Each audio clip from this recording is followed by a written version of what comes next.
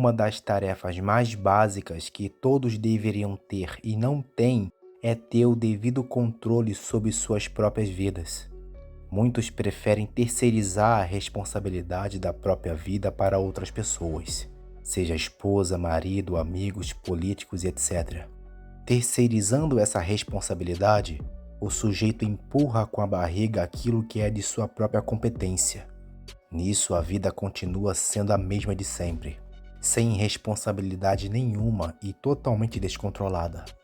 O que faz um sujeito que não tem controle sobre a sua própria vida? O que todo mundo faz. Se você faz o que todo mundo faz, você vai ter o mesmo resultado da maioria. Se você não almeja nada grande que faça com que você tome o devido controle de sua vida, você será controlado pelos outros, além de depender das circunstâncias se elas estiverem favoráveis. Isso é a desgraça que coloca o sujeito sempre de joelhos diante de uma situação. Às vezes nos falta um incentivo à responsabilidade, porém devemos ir atrás disso também. Não é que o ambiente não crie incentivos que você não vai buscar ter uma vida responsável. Ser responsável pela própria vida é isso. É ter liberdade para decidir o bem quando tudo em volta o induz ao contrário.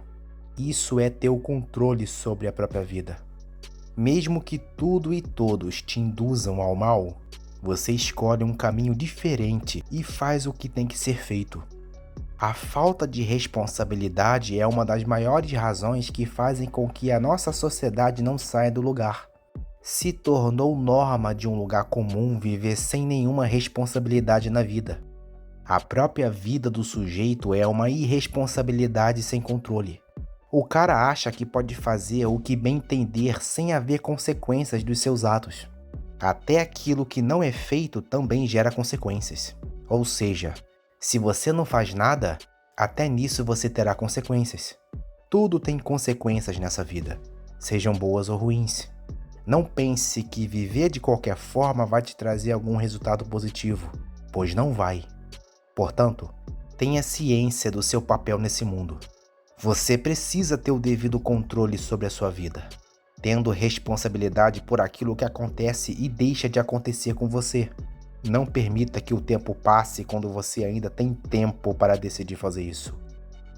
Curta esse vídeo, caso tenha gostado, e se inscreva no canal, caso não seja inscrito. Um grande abraço e até a próxima.